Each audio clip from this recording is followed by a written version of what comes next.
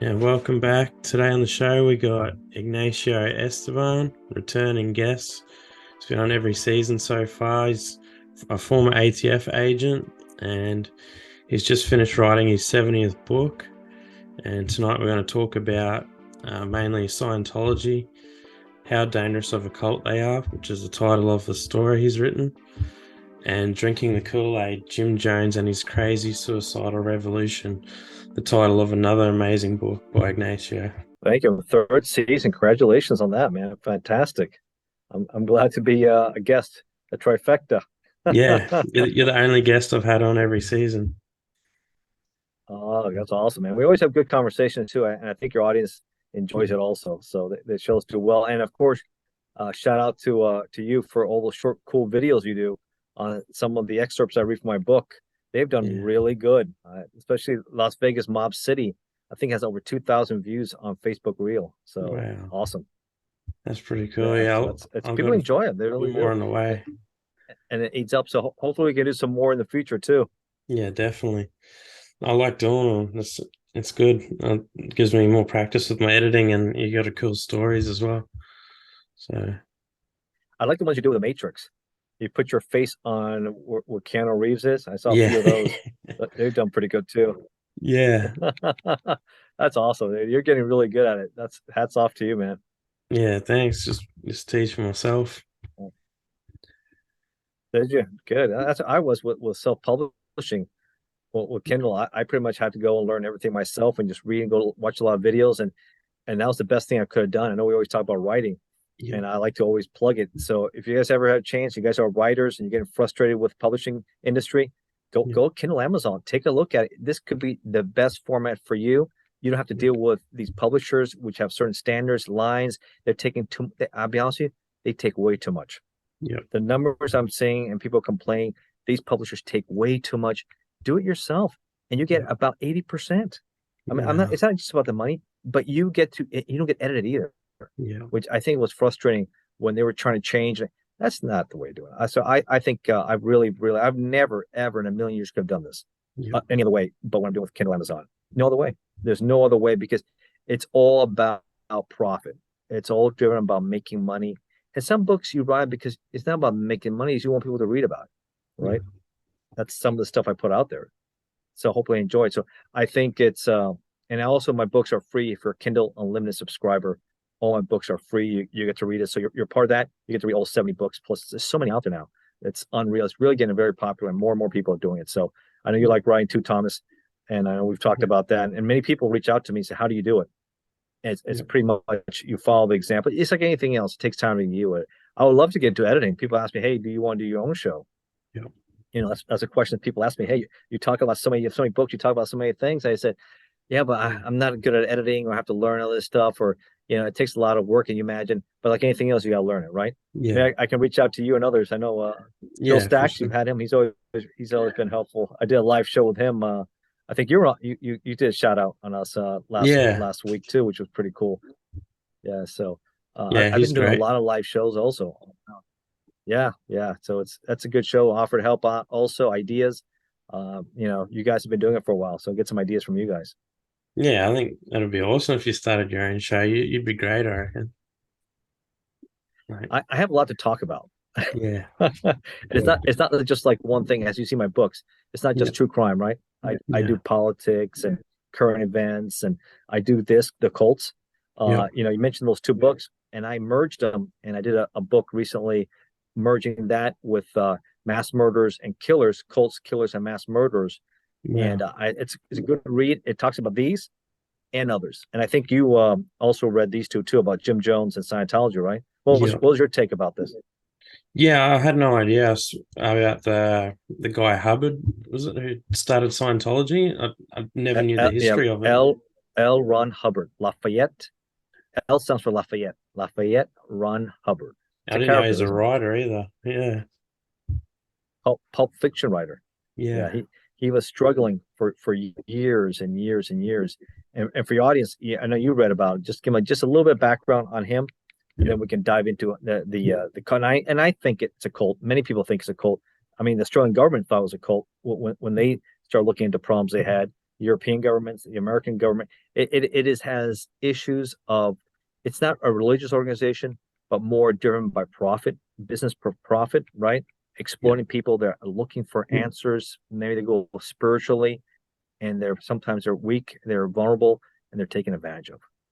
And they're taking advantage of it. And this is the trend we keep on seeing over and over and over. It's heartbreaking. I saw a documentary when I was writing this book about Scientology. How dangerous of a cult are they? And Australia had a big problem with it. And I saw separation, disconnection policy, right? How heartbreaking is that?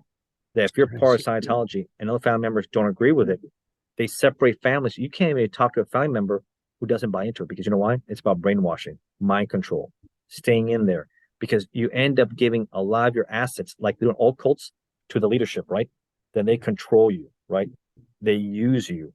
In the United States, they were involved in a lot of labor law violations because of excessive time working. Sometimes have you working 24 hours straight, right? Very little pay, very abusive. They give you some sort of housing, but it's not really good. And then you got to pay for this knowledge, right? This so-called knowledge, very pricey, very expensive, costs you a lot of money to move up the ranks. So Hubbard is an interesting character himself. I'll give you a little background on him. His father was a Navy officer, and he wasn't very good with his academics. He dropped out of high school. He would jump around like a military brat with his parents here and there. He was in Guam. He went to Asia and stuff, but he kind of liked writing. He got into science fiction. He became a big creative science fiction writer. He would end up being married 3 times, had 7 children, right? But fiction writing, he became a very popular fiction writer, pulp fiction writer, but it wouldn't pay the bills, right? And he had other issues. He dropped out of high school. He dropped out of college. He would try going in the Navy, and his dad was an officer. He would go as an officer, and eventually he'll become a commander of a submarine chaser, right? He only lasts 1 month because of all the issues. They thought he was very, very arrogant. He had issues with taking orders. He even had, I think, his crew chase a phantom submarine, enemy submarine, for about, I think I put in the book, 36 hours or longer, and until it was called back and said, there's nothing there. There's nothing there.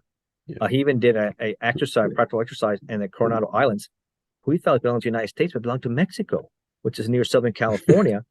And he caused an international incident back in the 40s over this. He was relieved of his duty immediately. So that's the kind of mindset you have. This guy, he only lasts a few years in and out of hospital. He claimed he had all these other issues. So you got to understand, this is the guy who is the creator of Dianetics, right? Which is a book he wrote that later will become Scientology. And the American Board of Psychologists said it was absolute rubbish, garbage, nonsense. He had no background on this, right? He's a fiction writer. And people were trying to take a look at it, but he learned, because he almost lost his rights to it with bankruptcy, and he learned from his mistakes. They had to centralize it, and people told him, "Man, if you start a religion, man, that's where the money is. Yeah, that's where the money is." And he needed money. Remember, he had 7 kids, right? Yeah. He had divorces. He had issues going on. He needed something to drive himself, so he tried to centralize it and almost run it like a franchise. He had the central offices, and then the franchises, right, would have to pay him like 10-15% from they get, and any advanced learning, so-called learning, had to go through the central office, which was more expensive, more lucrative. Yeah. You can make a lot more money. And this phenomenon was spread very quickly through English-speaking worlds, eventually other places. So you saw very popular in Australia, of course, Canada, Britain, South Africa, but governments would see this, what this was, exploiting these people for their money and everything else. I think you've probably seen it. I don't know if you've seen the documentaries in Australia. What you think of these people? Yeah, unbelievable. It's crazy, and just so fanatical as well. It's out there, and then you see, they know how to recruit people with a lot of money. They go after celebrities, right? Right, they had the offices in Los Angeles, DC, and they're obsessed also in keeping their tax exempt status in the United States as a so-called religion, right? Which they lost in DC. They had some issues. They had some legal, so they would end up suing people, going to court, and they even had, back in the 70s, they even infiltrated the IRS, DEA, other agencies, right, to Wow. go in there as people applying for jobs to gain information, see what's the status of investigation with the governments, with the IRS, reference their tax exempt status and other cases on them, and see if they can counter what measures going on. Can you imagine that? Yeah, it was devastating. It ended up costing them 6 indictments, high-ranking members, including Hubbard's wife at the time. She was indicted. She did 6 years for conspiracy charges. He was indicted and convicted out of France on other charges, but he hid. He was supposed to do like 4 or 5 years, and he was a fugitive for years. So that's what you're dealing with, and the culture continues. And people wonder, about Tom Cruise, John Travolta, some of these big celebrities, right? Yeah. Julia, why are they involved in this? What's going on? Because allegedly, if you're involved, you have to at least give 10% of what you're making, right? And Wow. Tom Cruise was out there is worth over $600 million.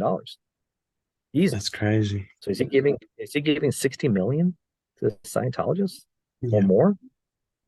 Right? What Yeah. does he That's have on them? They have that e-meter, supposedly, that you have to, the electropsychometer, that you're yep. supposed to like confess all your deep dark secrets. Yep. Why would you do that for? So they can Yeah. extort you. They can hold you longer. They say, if you dare leave us, you're gonna have to pay it. I mean, that's what a lot Yeah. of people wondering. Why is these guys still there? What's Yeah. going on there? Like, yeah. It seems like they're definitely being extorted or something. There's something not right there. And like I said, he had, and Leah Remini, she was a very popular actress.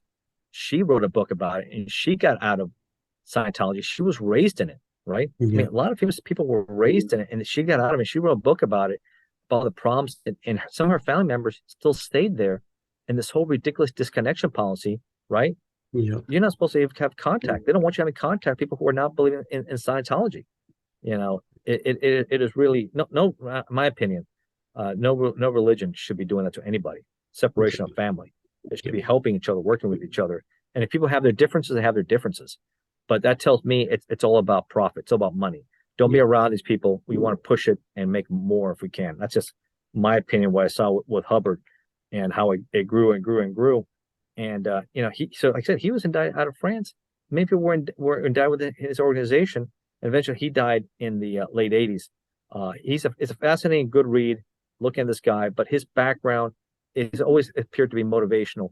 And some of the people he recruited, he even had Elvis Presley. He wanted to recruit back in the '50s and '60s the Scientology. He knew what they were about. They're about just making money. Lisa Marie Presley, who just recently passed away, she was raised in Scientology. A lot of people don't know that. A lot of famous people are exposed to it.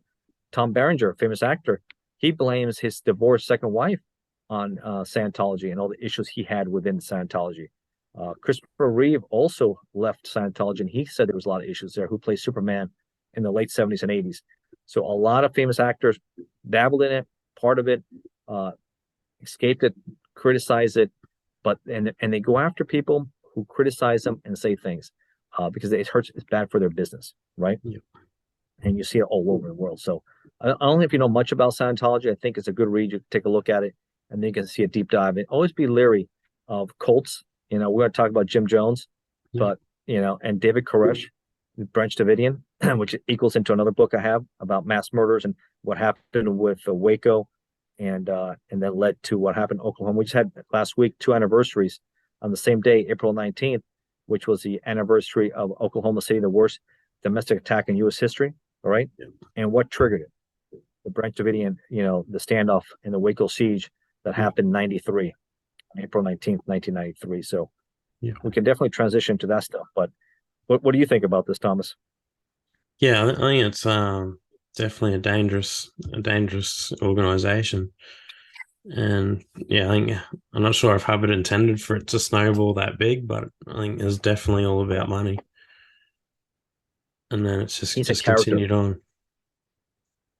Yeah, he's definitely Hubbard's a character, and the other people have taken over. It's the same MO with these guys. It's just anytime you have that kind of disconnection policy, you have to give so much amount of money. They're making you work excessive hours, right? None of that makes sense unless it's like the pyramid scheme. Guys at the top are taking advantage of everybody in the bottom, right? Yeah, right. And it's worldwide. But they're getting a little smaller. but they recruit high names, right? Like Tom, oh man, Tom Cruise is a Scientologist. People might think, Yeah. man, maybe something cool here. John Travolta, Juliette Lewis. But then you start seeing what's going on. So that's why a lot of people are scratching their heads. A lot of people think it cost him his 3 marriages. Wow. You know, Nicole Kidman, right? She's Yeah. Australian. She was critical. But with her divorce, what I was reading, her kids stayed in there. And I think that was a big problem. Mimi Rogers was originally that recruited him into Scientology, right? Back in late 70s, 80s, right? And Yeah. then the recent one divorce he had, can't remember her name right now. Katie She Holmes. took her kids, Katie Holmes, yeah. Yeah. She was that was one of the biggest. She didn't want her daughter raised in that. So there's a lot of problems there. The battles with people having issues with it, Yeah. that they're tired of it. Elvis Presley didn't like Lisa Marie. I think Presley being raised as a Scientologist. I think that was another issue why he was divorced. Yeah. So it's been going on for a long time. People look into it. What was the battles going on there with Scientology? It's not something. No church should be doing that to its followers, congregation, unless it's a cult type mentality. What's a cult? Cult that abuses its people, takes advantage, takes your money, uses you, right? And at the end, asks you to make the ultimate sacrifice for them. And Yeah. we can transition now to, if you want, Jim Jones. Yeah, definitely. I think we've covered that pretty And I know well. you read both of them. Yeah. What did you think of Jim Jones? Yeah, I thought it was nuts. It's scary, like especially Yeah. coming from nothing and then amassing such a huge following and even being able to convince that many people to move over to South America and set up a camp like that is just seems crazy to me. And at the end, that's the kind of mind control and brainwashing Yeah, these groups are so good at, right? yeah, It's in the Scientologists. They get it down. Jim Jones, yeah. And people don't know about the Jonestown, and I call it massacre yeah, because when you got his goon squads with weapons, and they have people being forced injected with the cyanide, right? yeah. That's murder, right? And telling everybody, and if you haven't heard the death tape, I don't know, did you hear the death tape? Jones, he records the whole thing. Yeah, it still gives me shivers thinking about that. It does. Yeah, It's surreal. It's scary. And his wife is fighting back. They said they want her grandchildren to be dying, right? Her yeah, kids, right? And it is saying, "Mother, please," right? In his voice, "Mother, mother, yeah, please, mother, please." Like he's already, my yeah, children. No one's loved you more. No one's loved you more than me, my children. We have to yeah, hurry, my children. No, he's yeah, a madman. He's gone off the cliff. yeah, He's going off the cliff. And so people who don't know, how did he get to that point, right? I want to backtrack here. yeah, Jonestown, November 1978. A madman who has now been in Guyana, Jonestown, Guyana, near Georgetown, the capital, and is off the cliff because they just assassinated a congressman, his yeah, whole entourage, right? And he knows it's over. yeah, He knows it's over. And they even had mock drills about preparing for this mass suicide that ended up being mass murder. yeah, So let's go years back. How did he get so powerful? How did he develop this? A guy who came, like you said, abject poverty in Indiana, right? yeah, His father was also in the military, a World War I veteran who suffered severe disabilities from the war. He yeah, couldn't really provide. Very, very poor. Didn't he have? They lost their home during the Depression. They moved into a shack bought from his family, right? Then he have running water, he have plumbing, but he took to ministry as a way out and as a way to gain respect, right? yeah, And he became a good speaker. He was intelligent. He was also very good with his grades and honors. But he also became a little bit extremist. He would read some of the most controlling people, like he wrote Hitler, Stalin. He would look into some of their books, right? yeah, But he became a fan. During the civil rights movement, he was very much into integrating his parish, integrating the churches, right? He was anti-segregationist. His father was part of the KKK in Indiana, right? With the Ku Klux Klan, very segregationist. He did not want him to bring his black friends over. He didn't like that. So that separated him, and he ended up leaving that part. But with his church, which later became the People's Temple, he segregated. He was not for segregation. He integrated. He integrated his church. So if he would have died, let's say, in a car accident in the 1960s, before all this craziness, he would probably been a hero of the civil rights movement yeah, because he really pushed for So this is how twisted things can get, right? He also was the first couple, him and his wife, to adopt a black child in the state of Indiana ever. Yeah. That never happened before. So he was very big and pushing, but he was frustrated in Indiana because he thought it was too bigotry what was going on there at the times. Yeah. So he moves to the West, very liberal in San Francisco, right? Very, very different. And there he's able to. But remember, a lot of people he does bring in are disenfranchised black minorities, right? Yeah. So, and he does control that because he then later, more powerful, bigger it becomes his congregation, he gets allegations of rape, allegations of both male and females taking advantage. If you're part of his people's temple, you have to give your money, like you said with Scientology, a lot of almost all your income to him. He provides some housing, some purpose, but everything goes to him. So he's a mindset of controlling, using, and he gets allegations. He gets very paranoid. He thinks that the government's going to come out and get him, that the FBI is going to come and get him. He doesn't feel safe. He becomes very political though, and helps the local mayor, San Francisco, win elections back in the 70s. Walter Mondale, who runs for vice president, and Carter ends up beating Ford in 76, right? He had a lot of issues, of course, happened with Nixon, a little politics here. And he becomes very, very influential and helps California go blue. Because Ronald Reagan was the governor of California years earlier, which kind of was red with Nixon, and now is going blue. And remember, Jim Jones has something to do with this. He's also political. People like his message, but he's becoming a very socialist, communist, very Marxist. And that's his mentality. And that's one of the reasons why he wants to move. He wants to create a Marxist utopia, a communist utopia down south in South America. Originally wanted to go to Brazil, but he had issues there. So he picked a English-speaking country, which used to be a British colony in Guyana. And they had just recently gone over to really strong socialist leftist views. So they embraced his ideas, his utopia, right? And he admired people like Fidel Castro, which was going on. He kind of wanted to make Jonestown, or maybe Guyana, its own little Cuba, right? Very communist, socialist, controlling thing. And that's what he sets up. However, when he does sets it up, when he gets in there, people who go in there, once you get there, it's almost impossible to leave. Yeah. And those who complain were mistreated. Those who are doing it, and he would put them to work on the fields out there, 12, 14-hour days. You'll get your little rice bowl, like Mao Zedong liked to give you a little rice bowl and some beans and maybe some veggies if you're lucky. Yeah. And that's it for putting a long day in there. So his people and himself ate well. They had meat, they had everything they needed, but the masses, again, bare bones, what they needed to receive and go out there. He even had, and he would feed them anti-American propaganda. That the United States is a evil capitalist nation, right? And they are now going to be molded into a Marxist-Leninist society, a commune where you don't need much, you're happy with very little, but if you complain of what you're getting, they take you to the medical tent, and it was very abusive things they would do to you there. The medication, they were coma-inducing medication. They were forced into hot boxes.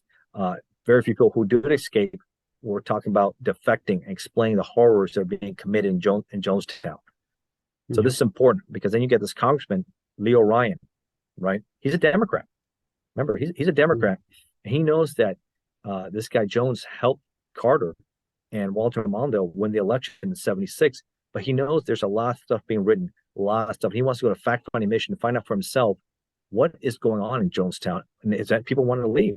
So he takes, and he thinks, but remember, he's already reading affidavits from defectors who are saying these guys are armed. This is something I criticism. I think you read my book. These guys are armed. They're dangerous. He's ultra paranoid, and he thinks the government's coming out to get him. Yeah. These are things that factor in all these cults. Remember this, and we'll talk about this with Koresh. We'll talk about Jones. Heaven's Gate, remember that guy? Who had his followers also, poison. They were dressed all in black with the Nike shoes, right? That's kind of fanatical followings they get. Chasing Halley's Comet, they think there was time to go get beamed up to space, right? That's what they start feeding you all this nonsense in there. And this is what happens to people. And but he should have, in my opinion, should have gotten military support or armed security. But just because you brought NBC with you the Washington Post, and these were big names at the time he brought with him that in there saying, oh, we'll be fine. He's not going to do anything radical like this, like kills or anything. Yeah. Yeah. Yeah, he did. Yeah, he did. So they go out there on a fact-finding mission. Yeah, and he'll become the first congressman ever assassinated in a fact-finding mission ever in U.S. history. So out of San Francisco, these are his constituents. He's concerned. He was always aggressive in doing, like he would even go to Canada sometimes to see what was going on with the small SEALs getting clubbed. He himself wanted to see firsthand. He would try to protect the SEALs from being clubbed. And he was also a World War II veteran.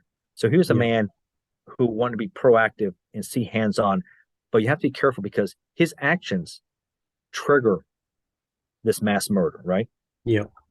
Sometimes the road to hell is led by good intentions, right? Yeah.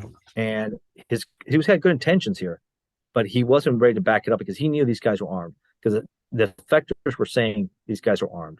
Defectors were saying that in their affidavits that this guy would have them terrified, have his what he called the Red Brigade Squad shoot above their heads sometimes in drills at night to terrify the followers there. He would also have them take mock cyanide. The flavor aid said it wasn't really Kool-Aid, it was flavor aid. But the term coined was drinking the Kool-Aid, right? Yeah. Well, the masses drank the cyanide laced Kool-Aid. He would have them do mock to take it also. Wow. So this guy was getting ready for this apocalyptic ending. He was getting ready. Yeah. They go in there, they fly into Georgetown. Georgetown had to take small planes to Jonestown, a dirt strip out there. They land in there. The entourage finally lets him in there, and he starts noticing a lot of strange things. Yeah. You have the media interviewing him about people, then start writing them notes saying, "Hey, we want to leave with you. Yeah, we want to go with you. Stuff here is messed up. We want to go." If you haven't seen a documentary, there's all this was recorded at NBC News, and eventually all this gets recovered. So if you haven't seen it, you can see this for yourself. I saw it. It's bone chilling because you know how this all ends. Yep. You know how this goes back down for all these reporters. The journalists are there. You know how it goes down for the congressman. His assistant survives, and I'll tell you how she survives. Jackie Spear, and she wrote an interesting book, Surviving Jonestown. And this year is going to be the 45th anniversary of it, by the way. And she was shot 5 times, and she's on this airstrip, and she pretends to play dead, thinking they killed her because her boss gets shot 7 times. So they're there. People want to leave. And about 15, 20 at the end start leaving. One guy who's really tight with Jones gets a knife, and you can see the video, and tries to stab him right there, right? He pushes back, and the NBC reporter said, "Hey, we got to get out of here. This is getting out of control." And they start panicking. They start getting in their Jeeps and trucks, and they start going to the airplane to start to get out of there. But guess what? Jones gives the order, kill these guys. Yeah. So they all start following him. His goon squad follows him out there. And you see the video, once they're trying to get low on the plane, they jump up with their rifles and they start opening up. And the congressman gets shot 7 times, including once in the face. Boom. He's executed. All the NBC crew is executed. The cameraman's last action is he records this and then he gets shot. But the video is recorded. He's killed. Yeah. So all this gets recorded. They're all killed.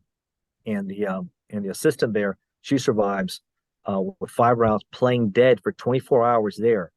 Now, they're going to come back and kill her by the time the army comes in. It's reported back to Jim Jones that some escaped. Some did escape to the jungles. They ran into somebody out, so we couldn't kill everybody. So he knows eventually the army is going to get there where it gets out. So then that's when they start preparing for the mass drinking the Kool-Aid, right? Drinking the and cyanide. And he records it 45 minutes. I think you've heard it. And it is absolutely chilling, especially when some people are fighting back. Let the kids live. Why kill? Because this is killing those children. Yeah. Right? They don't have a say in this. They're being forced to drink it or they're being injected with it. And then after the children, some of the adults, they didn't want to do it. Well, you really have free will when you have people with guns around you. Yeah. And you're going to have to do it, like it or not. No. They were all forced. So to me, it's a mass murder because very few people in the right mind will want to do this. Because it was Jones' suicidal revolution, willing to send a shock to the world, right? Yeah. It wasn't that. It was a madman who just wanted this to last forever, and that's what he did. If you don't see the cover of my book of cults, killers, and mass murderers, that's the image that was taken by I want to say it was either the Air Force or whoever in the military of how it looked right when they found all the bodies. almost 1,000 dead Americans, Yeah. over 900 and something were either forced or drank the Kool-Aid in there and when they found the body. So look at the video if you don't know much about Jim Jones, but she survived Jackie Spear, and what a powerful story, surviving Jonestown, a Yeah. madman. But I always said he should have gone there with armed security, an entourage, because it's crazy going there somebody who's so ultra paranoid like that, right? Yeah. And who's armed. I mean, it wasn't like they weren't, and they illegally smuggled those weapons in Guyana. Yeah. And the Guyana government must have known what was going on there. They closed out blind eye because they were socialist communists, and they kind of agreed with their philosophy. So they let that out there, but they looked well at the abuses that were going on, and that's so typical. The People's Temple, we see Scientology, and we're going to talk about a little bit maybe David Koresh in Waco and how that triggered the worst U.S. domestic terrorist attack in our country's history. Yeah, for sure. I sometimes wonder though if he like ever did actually start out with good intentions and then just went crazy and evil, or if he was just always planning something like that. It's hard to tell. Yeah, it's hard to tell. I mean, he had good intentions, I think, with integration, right? With because segregation was a big problem in the United States back in the 40s and 50s, right? Yeah. Where separation of blacks and whites, right? And he wanted to integrate his church, and he was one of the first to do that in Indiana. And then he was big, and then he was first person, a family to adapt a. Not only did he adapt a black child, but also Asian too, a Korean, from because of the Korean War. He adapted children also from Korea. He would call it his rainbow family. So those are the good things, right? Yeah. But what happens there, right? He ends up going from that to a freaking madman. Yeah, killing crazy. 900 people. It's nuts. I think it's still the worst mass killing of cult related ever, and it was the worst death of Americans until 9/11. Yeah. So it lasted infamy. You know, he completely lost his marbles. You know, that's unbelievable. It's like, I guess you can compare it some ways to the Nazis, maybe, right? When they were going to lose everything.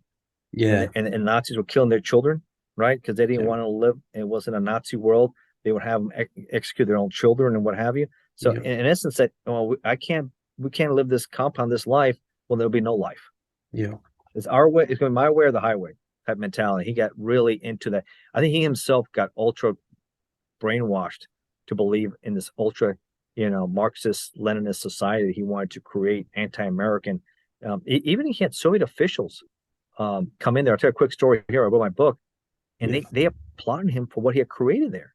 I remember in the 70s, the height of the Cold War, and you had the Soviets coming in there saying, "Wow, what have you? This is pretty impressive."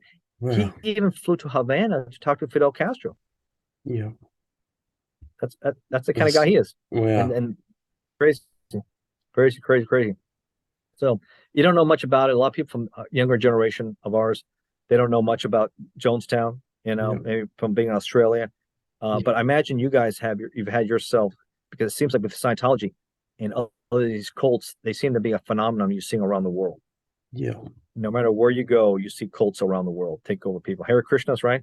Yeah. They've been around. Always a group out there. Always a group out there that you scratch your head and it's like taking advantage of people. And it's the people they're kind of weak and vulnerable, and they're looking for spiritual answers sometimes, and they're taking advantage of them. Yeah.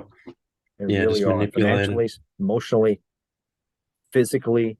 They start these ultra mind control techniques, and they become very good at controlling people.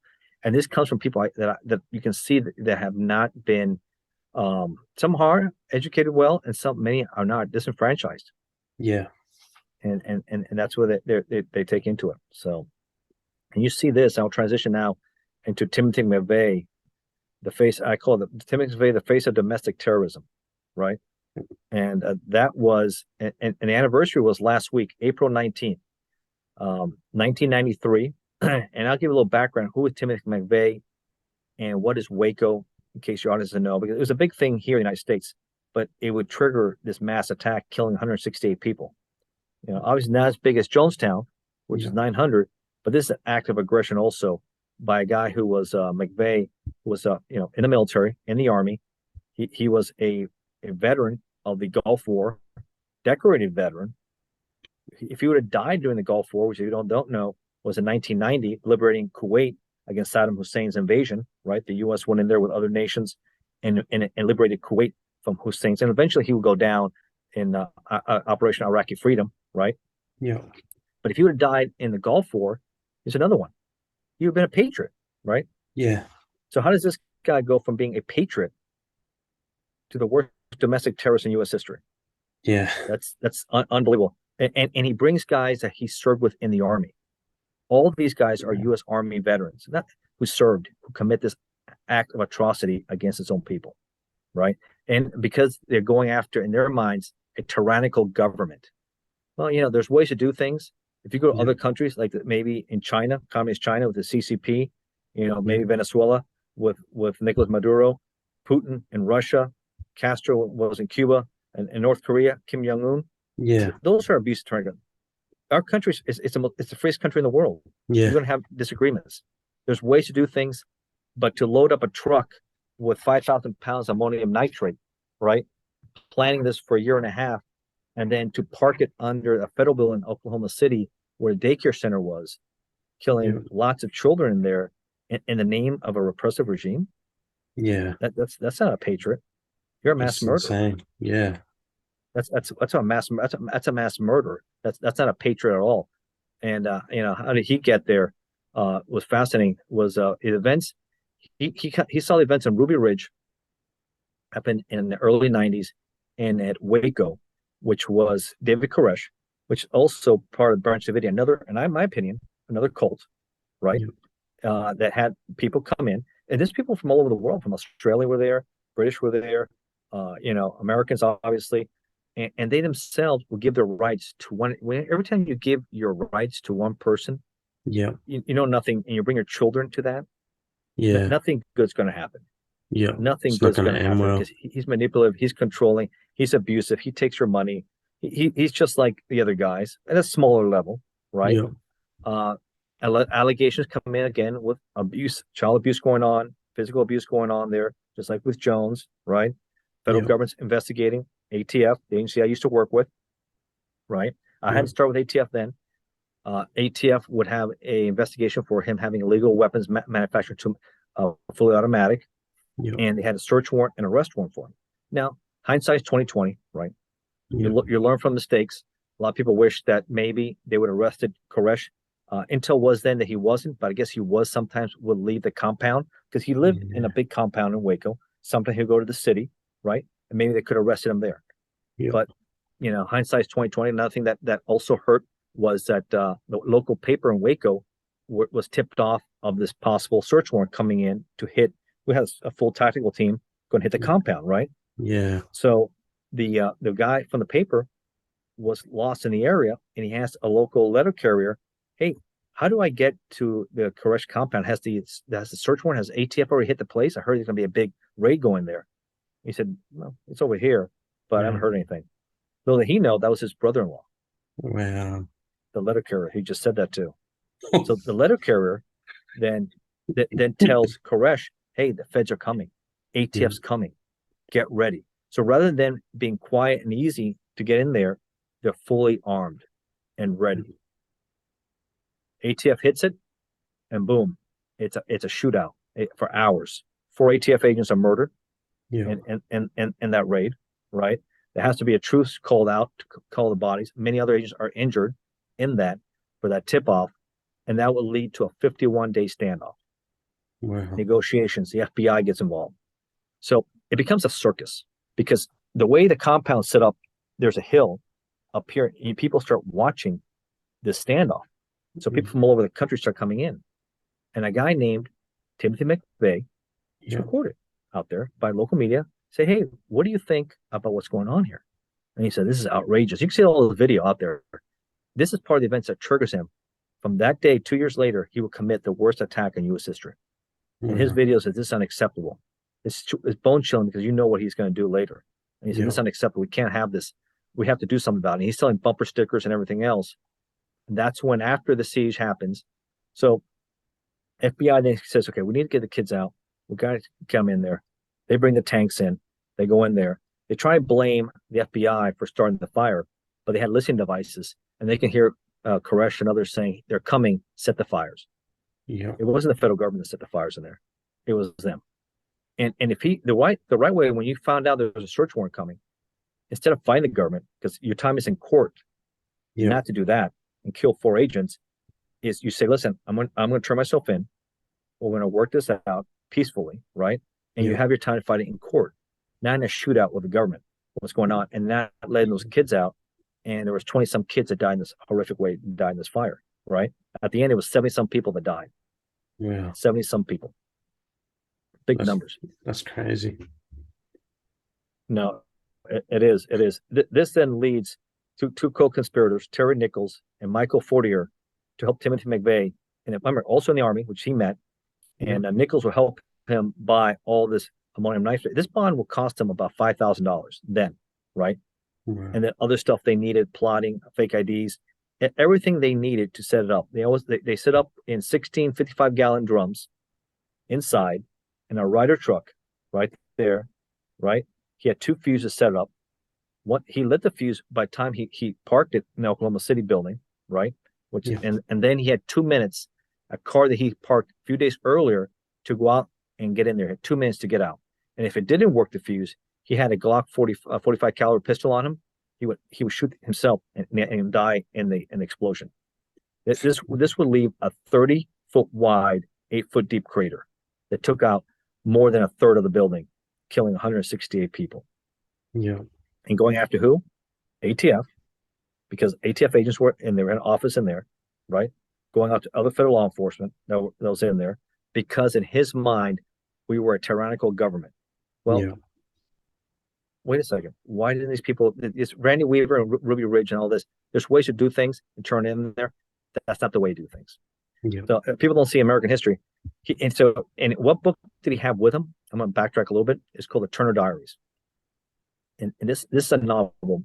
And a lot of white nationalists and anti-government people read this book, if you ever heard of it. And it talks about attacking FBI headquarters using a truck full of explosives. Well, he copies that. He hits a federal building and there's federal agents in there with explosives and takes it out. Yeah.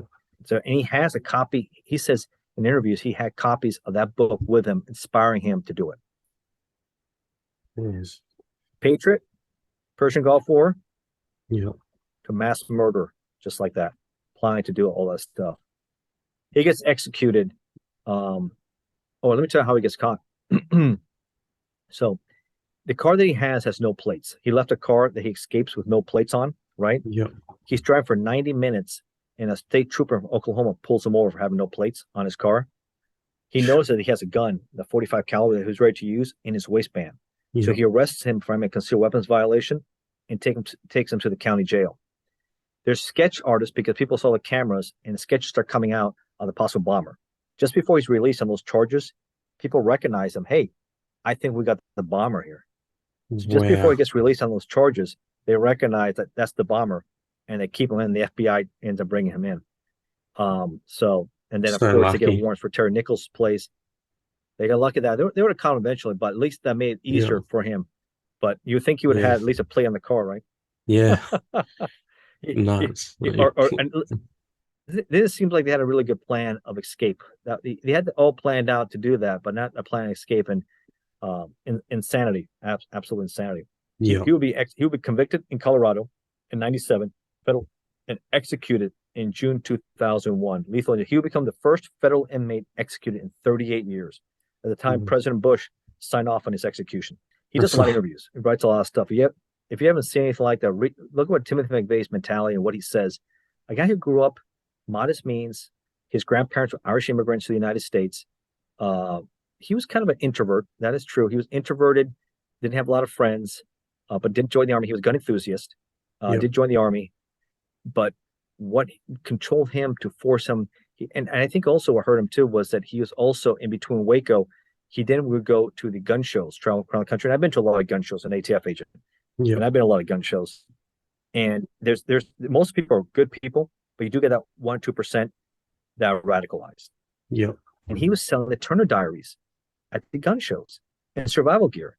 and survival information. So Wow. that's how mentality breaks bad. So unfortunately, you see this extreme elements, and it's an interesting stuff if you don't know much about what happened with them. So you have the events with Jim Jones, you have Scientologists, you have Waco that leads to McVeigh, and all is tied together. So I put it, and because of my background with ATF, that has a big impact on us because people always want to blame ATF for what happened in Waco and other places, but Yeah. it's really they have to blame themselves for what happened, and also Yeah. Ruby Ridge. They have a violation. When do you comply? You know Yeah. what? Compliance, you don't get that kind of reaction. Yeah. So I felt compelled to. I felt compelled to write about it, and I did, especially being a retired ATF agent. Definitely.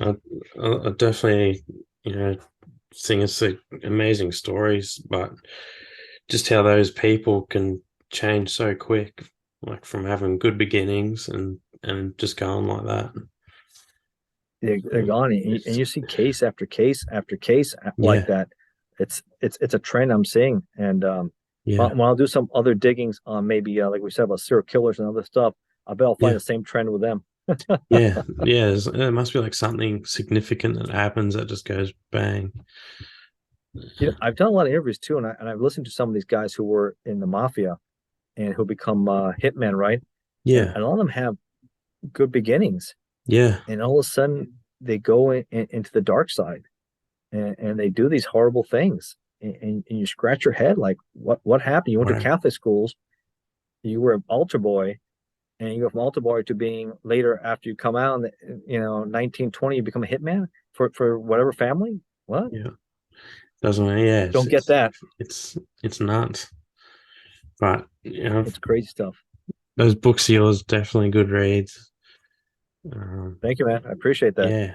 And hopefully you have a chance. I'm going to send you the Audible book. Hopefully you'll be able to read it. But ATF Undercover, if you like that, but also my background as a federal agent, you can hear some of our other stories we've done before these shows.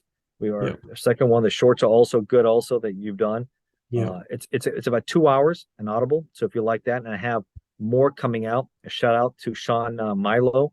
Yeah. He's the professional voice actor that did the books for me. He's been doing it Wow. for years. Outstanding. The Yeah. next one's coming out. Hopefully, it'll be coming out in about 2 or 3 weeks. The most dangerous crime scenes of our time. That should be about 6 to 7 hours. Yeah. Six Okay. to 7 hours.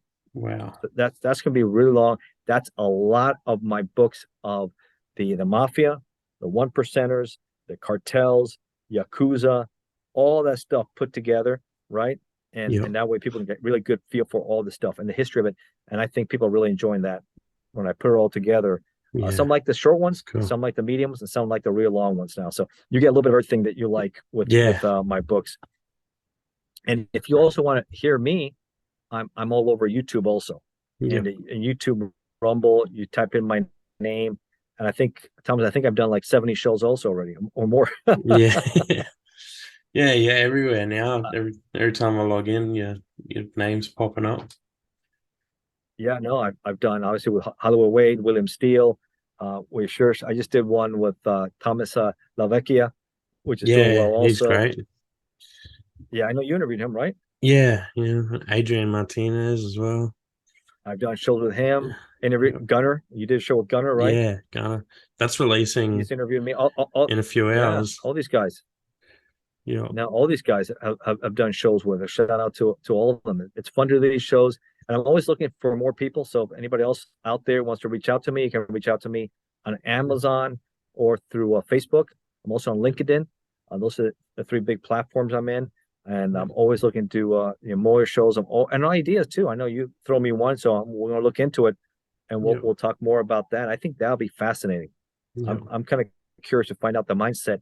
How does someone go from maybe normalcy Yeah. to being like a Dahmer who Yeah. consumes his victims? How does someone becomes that, right? Yeah. Or Ted Bundy, who was an attorney who then preys on innocent women and Yeah. kills them.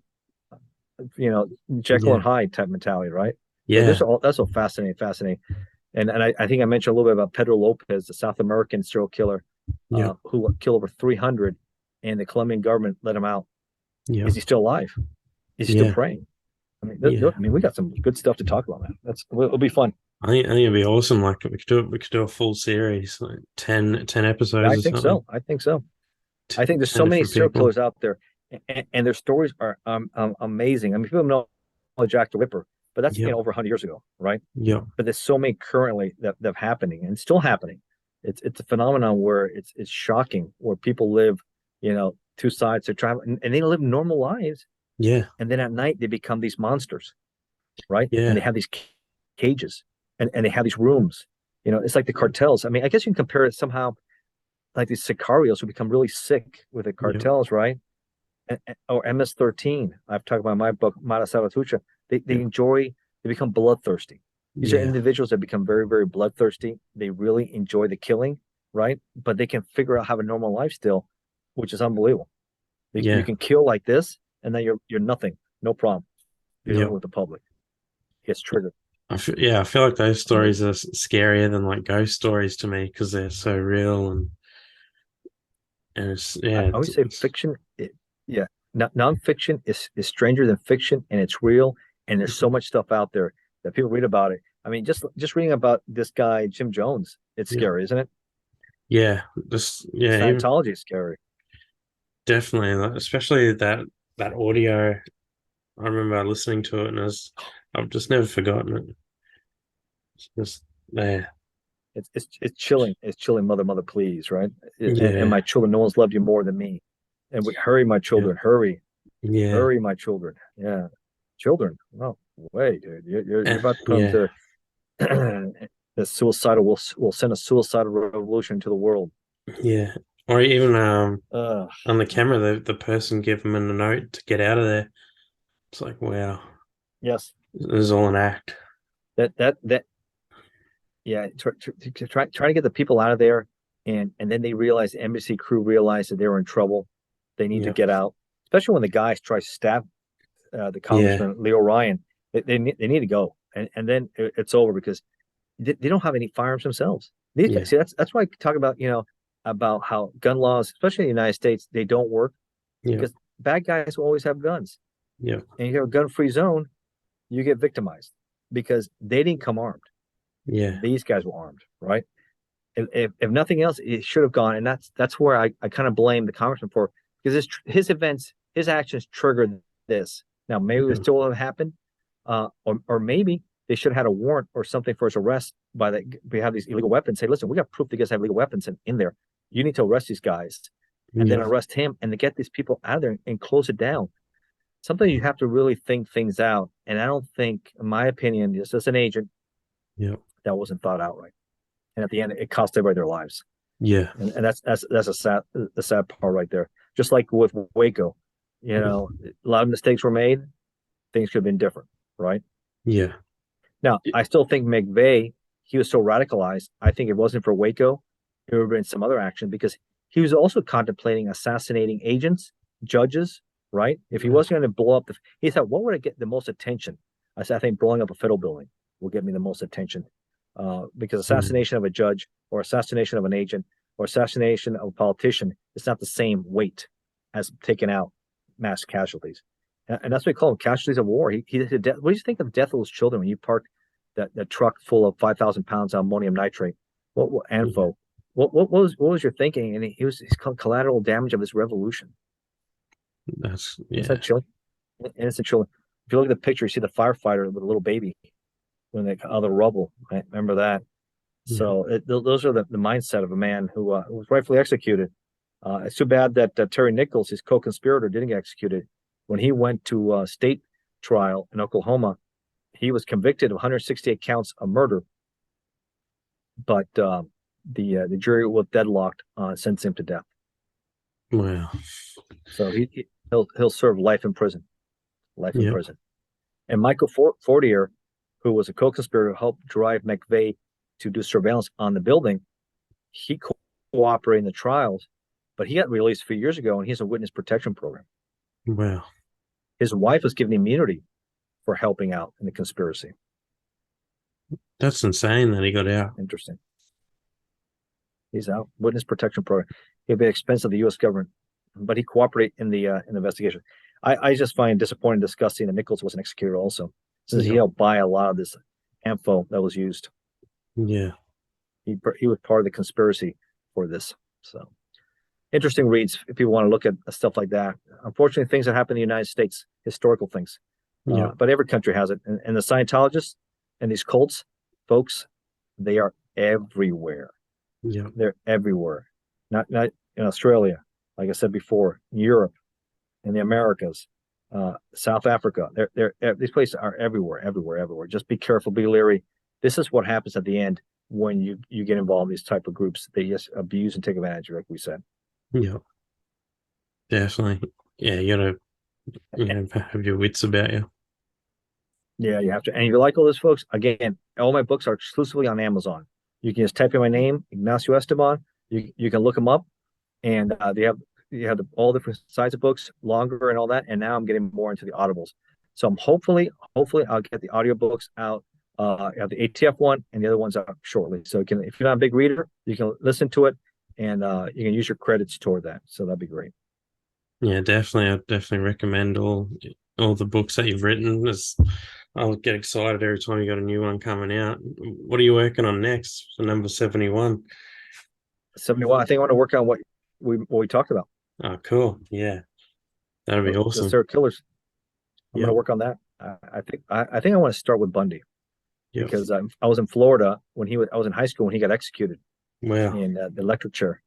He was electrocuted in my senior year in high school, 1989, and he had killed I want to say sorority out of Tallahassee, Florida State University, and other places. So unfortunately, Florida has had a few. Dahmer fascinates me also, right? Yeah. What the stuff he did. Casey, John Wayne Casey, the one who dressed like a clown, Yeah. right? The clown killer.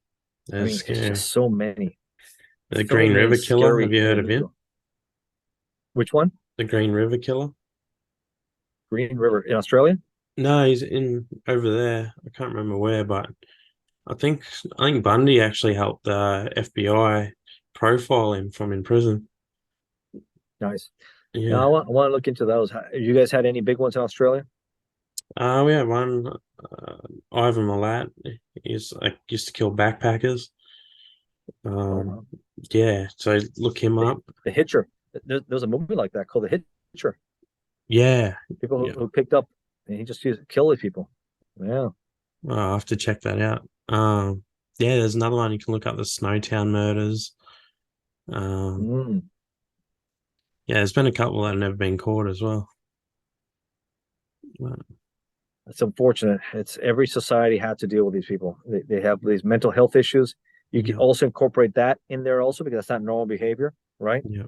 Mental health, what triggers that issue? Just like with mass murderers, mass shooters, Yeah. what triggers them to go out? What triggers someone to become a serial killer, right? Yeah. That's fascinating view right there. Fascinating stuff to look into. So I think I'm going to start doing that too, Thomas, and start writing about that, and then we can get together and talk more about it. And I think your audience will enjoy it. Yeah. Yeah. I reckon that'll be a good show as well. I'm excited to do Absolutely, that. absolutely. It'll be a good project, especially if we Yeah, can for sure, man. Well, get out a full congratulations on your series. third season, man. Yeah. Yeah, Thank you, man. exactly. No, it's awesome. Your third season. Look forward to the fourth. Yeah. Yeah. There'll be a few more to come. What advice do you have for anyone, when they're trying to put together a book like with research and stuff? Oh man, get a good outline. Research it well. That's what I do. I get my outline first and start typing and researching. And you can make changes. Obviously, you have to make changes, edit, make sure you edit, reread it, relook at it. You may have to change things around, get different sources. Don't just go off one. Read a lot of stuff. If you're doing fiction, it's a little different. I've done a few fictional books, and nonfiction is get a subject matter that inspires you, that you feel like writing about. If you don't feel really strong about it, it shows. I think if you feel strongly about it, passionate about it, it's going to be a good read for sure. I encourage everybody to do it. If you have passion for writing, just start it, man, and get yourself into a pattern. I think I've said it before. If it's in the mornings or afternoons, but like anything else, if you procrastinate too much, you lose your passion for it. You have to when I get involved in a project, I want to get it done, and I get my hours in, and if not, it just sits there and doesn't get done. So Yeah. Try to stay on top of it if you can. That's a good answer. What advice do you have for people in the world today? Just trying to navigate themselves. Any ages or Any, younger yeah, people? any. Yeah. Just try to keep your, like you said, keep your wits about yourself, especially when we talk about all this kind of stuff. There's always people, con men out there, right? Who try to manipulate and control you, right? You have to common sense.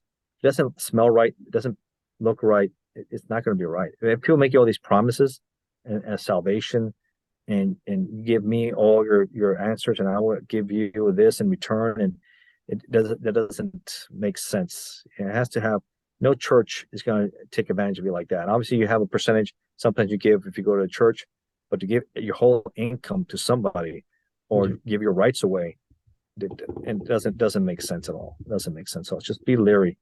There's a lot of wolves in sheep clothing. Remember that. There's plenty of wolves in sheep clothing. Beware, be careful, keep your eyes open, and it's okay to trust someone, but you have to verify. Be very leery. Yeah, definitely. That's awesome. I want to ask you too, if the congressman had got away, do you think he would have then took armed people back there?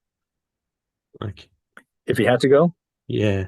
If he did escape Jonestown, the congressman, do you reckon he would have been bringing the army back with him?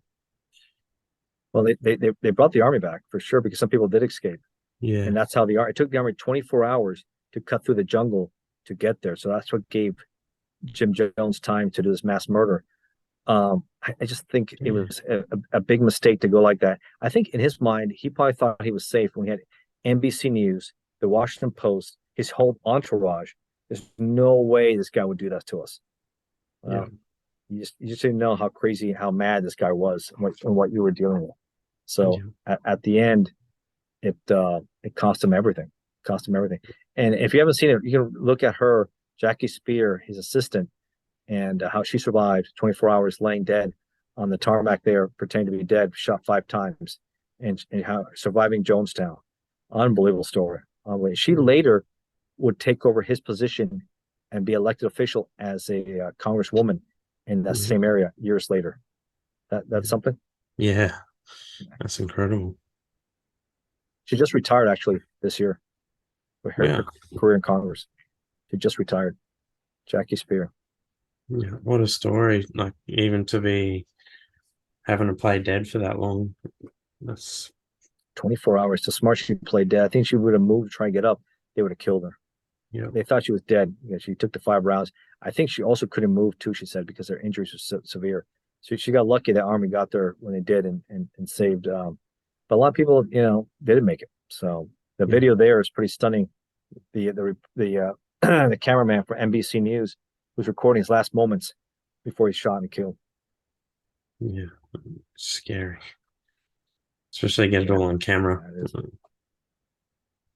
It's funny how, in politics, the mayor who benefited greatly, he was really sick about happening because he needed Jones' support when he became mayor in San Francisco, and Jimmy Carter and of course Walter Mondale, they distanced themselves from him, obviously, even though they used him to help get votes in California at the time. So that's politics for you, right?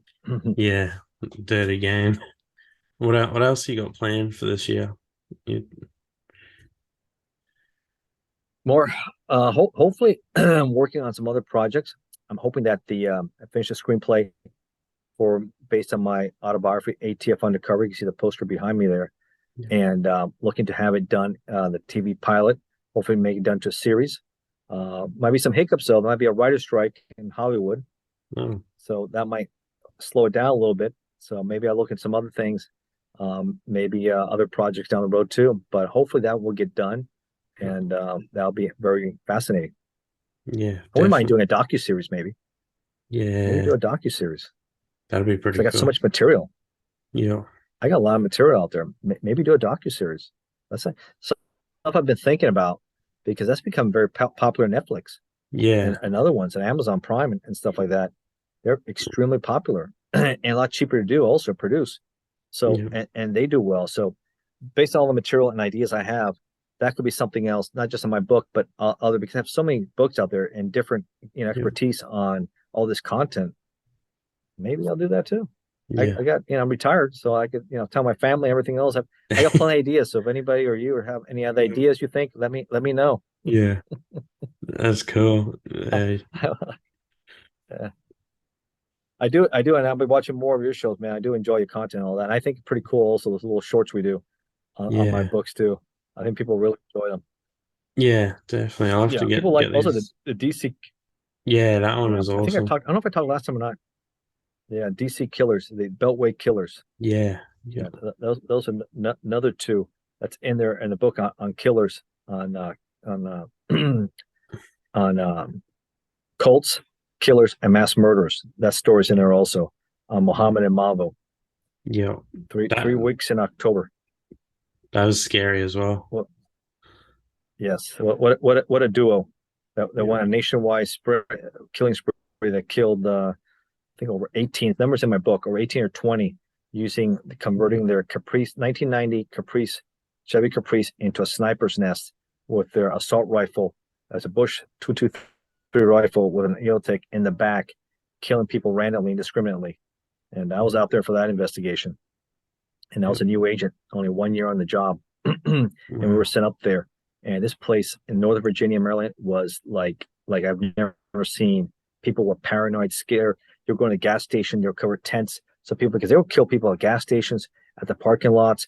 It was random because Wow. they were, and we were chasing a white box truck, right? Thinking, that's what we're looking for. And the profiles had it wrong. It wasn't until later we realized it would be this duo, Muhammad Wow. and Mavo.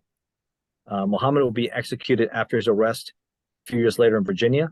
Mavo, because he was underage, under 18, he would get life imprisonment. He might have also been executed because he was a trigger guy pulling a lot of those headshots. He was manipulated by his so-called stepfather to become an assassin, a killer. He told him to train him to be a cold-blooded killer. Interesting. You don't know much about DC snipers. Take a look at that. Yeah. Yeah, you got a great story on that too. And I like making the short for that one. I'll Yes, that's definitely awesome. have some Thank more you. shorts coming for your books. I think they're like Chicago crime bosses. I think I said that one. El Mencho, right? The Yeah. rise of CJ&G, which Yeah. some think is as big as Sinaloa right Yeah. now. And people don't know who El Mencho is, Cervantes, he might be the biggest drug lord right now in Mexico, if not in the world. So, and he needs to be part of law enforcement. So look at the rise of CJ&G. Because El Chapo, he's in the Supermax, but El Mencho, he's not. Yeah. They're out there in Guadalajara. They're out there in Guadalajara, in Jalisco, the state of Jalisco, in Mexico, out and about, and they are rich. He was another guy who came from abject poverty, selling avocados, just like Guzman did. He sold oranges, and now he said government has estimated his worth over $50 billion. Wow. That's 50 billion You from think, avocados to $50 billion. The drug trade is unreal. yeah, it's insane Embarrassing. numbers. Cocaine, heroin, pills, Yeah. everything you can imagine coming in. And they just don't do that. They extort, they murder, they steal cargo, steal gas. They're involved in everything. These guys are Yeah. involved in everything. So I can't believe they're still it's so it's big it's over really there. unbelievable. So you don't know that? Yeah. Well, the corruption is immense. Corruption Yeah. is immense. And when you have soft leadership in Mexico, Lopez Obrador, it's who's soft on cartel leadership. He's a socialist, Yeah. and the corruption is enormous, Yeah. enormous. I'm still disappointed. Why would he insist on the Trump administration, Cienfuego? He was a general under his administration. He was indicted in the United States for money laundering and for drug proceeds. He was LAX. He was arrested, and he demanded his release. Wow. Look that up. He demanded his release to Trump administration. Said this would be a problem, and he does not want these cartels to be deemed a terrorist organization, narco terrorist organizations either. Well, how are you going to win this? Yeah, that's the only way you would Right? win. I was going to go to Mexico as an ATF agent and work in one attache's office until Yeah. they revoked a diplomatic immunity. They don't want us armed either. They don't work investigations. Why would I take me and my family there? I'm not doing Yeah. that. So Yeah. it just shows you can't win the war on drugs with like this. And I understand that we're the consumers, United States and the world consumers, right? Yeah. but they have to get the cure there, but they have to be more aggressive with what's going on over there, because if not, it's going to be a failed state, and then we're really going to have, but nothing else. They have to finish the wall and destroy the tunnels, because even the Mexican government can't handle, El Chapo now is our expense. He broke out of prison twice, right? They Yeah. couldn't hold him. And then he does interviews with Sean Penn and Kid de Castillo in the mountains of Sinaloa, right? What a joke that is. You haven't seen Yeah. that in Rolling Stone magazine. Check out Sean Penn's interview with Chapo Guzman. I mean, unbelievable things that happens. Again, Yeah. if you wrote that in a book, fiction, people say, "Oh, this can never happen." Yeah. Escapes how many times? He has an Twice. underground tunnel with a moped waiting for him, and then he goes, "What? This can't happen." Well, it's all real. It's all real. Do you think he'll ever get out again now? No, not from the Supermax. He's Yeah. done. I heard that he's so frustrated there. You see all the pictures and images of him in that little tight cage, that he wants to cooperate with being leaked out there. Yeah, I was The thinking question is, he wants to cooperate. What is he going to say? Who's he going to do? Well, maybe within, or does he know what El Mencho's at? Because right now, the biggest bounty now for a drug lord is for El Mencho Cervantes, 10 million. El Chapo during his time was 5 million. This is double. Yeah, This is double that's crazy for a big numbers. drug lord. Yeah, it is. But he paces people well, what I hear, and he doesn't do it like the way El Chapo did or Escobar. He doesn't have a big palace. Doesn't spell. He lives smaller homes, tighter group, and anything unusual, they say he's always moving around. Yeah, So a little different. Yeah, I think he's learned. He's also prior law enforcement too, which is yeah. sad. So he So he knows a lot of police knows. tactics. He knows how to bribe, and he knows how to also bring the stick technique also. Yeah. And they're not afraid of using firepower against the military or law enforcement. And they're well armed. Wow. Well armed. 50 caliber Barretts, you name it, they got it. Wow. Even shot at helicopters, bringing down military helicopters. That's pretty crazy. Yeah, it's a different world, Mexico. Yeah, and people that challenge him, El Cholo, people from within wanted to split up and form La Plaza Nueva, and try to split CJ&G.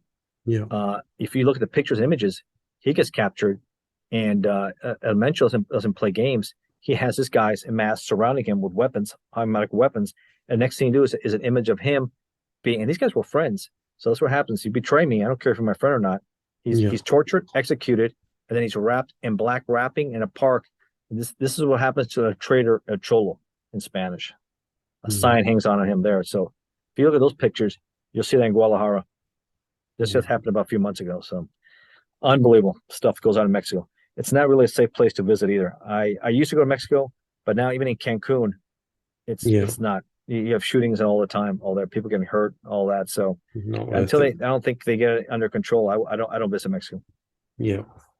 Yeah, it wouldn't be worth it. I wouldn't be going there. That's too scary. No, like I said, I want to take my family to Australia. I'm getting our passports renewed, so hopefully Yeah. we're making some trips next year and stuff. So Yeah, now that'd in be great. Australia, but first Europe. Yeah, and I loved it. It's a long trip, so I have to make it worth my while. Yeah, have to come for a while, travel around. Yeah, like I did in 1990. I was Yeah. flying. I was 19 years old. That was an awesome trip. I think I told you about Yeah. going to New Zealand, Australia, and the Fiji Islands. Beautiful, beautiful time out there. Love the wildlife out in Australia and in Yeah. New Zealand for sure. Yeah, that'll be awesome. You definitely have to come back for a visit. Yeah, we'll catch up. Yes, sir. Yes, sir. For sure, man. Sounds good. Yeah. Well, yeah, that's pretty much everything I had tonight. Right. Yeah, it's good. It was a good show, Tom. It's like always. Yeah. Third season's good. A lot of books coming up, and hopefully we can get the next one with the serial killers. And I Yeah. think people are really going to be fascinated, and we'll go back and forth and on that. And it's Yeah. like anything else, transition from people in organized crime, assassins, killers. Even these guys, El Chapo and El Mencho. Yeah. These were raised normal families, right? Yeah. What is greed that much that you're willing to kill people because you want to make that kind of money? That's amazing. Some of these people, that's what triggers them. It's unreal. Yeah. Some people said it was the respect I received because I was now a assassin hitman for this organization. Yeah. Really? Wow. Life is cheap, I guess. Life is cheap. That's sad, eh? silent indictment of certain people in society, but then you have the good side. You have the Yeah. real good people. Message I told you. Here's a message. Try to find the good people and hang out with them. You find a good friend, stay with them because there are a lot of bad people out there, and be careful and cut as quick as you can. Get away from them because it's just gonna be problems for you. That's the best advice to give somebody. Yeah. That's good advice. I like it. Yeah. All Good. right, Thomas, sounds good, man. Yeah. Thanks for coming on the show again, Ignacio. And it's always a pleasure to have you here. And we Yeah, always have a man. good I chat. It's enjoyed coming awesome. on. Yes, man. We'll do some more on serial killers in the future. Yeah. I look forward to talking to you. I'll get these shorts done and see what you think of them. Oh, that'll be great. I think I love them. Those shorts are doing so well. Every time I Yeah. look from China to, especially the war in Ukraine, uh, Yeah. we've done. Oh, and Hoffa was a good one too that did well. Yeah. Where's Hoffa That's good. buried and all that stuff. I mean, there's so many good ones out there. If you haven't seen them, take a look at their excerpts that Thomas did. They're all over. You can put it on YouTube. You can check it out, or on your Facebook page, or mine too. I have them all over there.